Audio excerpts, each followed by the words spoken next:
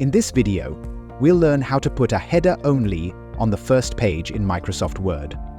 Sometimes you might want a header just on the first page, maybe for a title or author name, and leave the rest of the document clean. Let's see how to do that. First, open your Word document.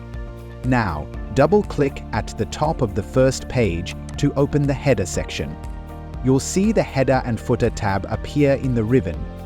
Look for the Options group and check the box that says Different First Page. Now you can type your header just for the first page. Go ahead and add your title, name, or any other info you want to appear. When you scroll down, you'll notice the header on page 2 is now blank. Just what we wanted. And if you'd like, you can do the same with photos too. And that's all there is to it. A quick and easy way to keep your document neat by having a header only on the first page.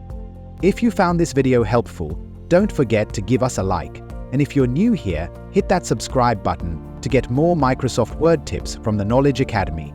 Thanks for watching, and we'll see you in the next video.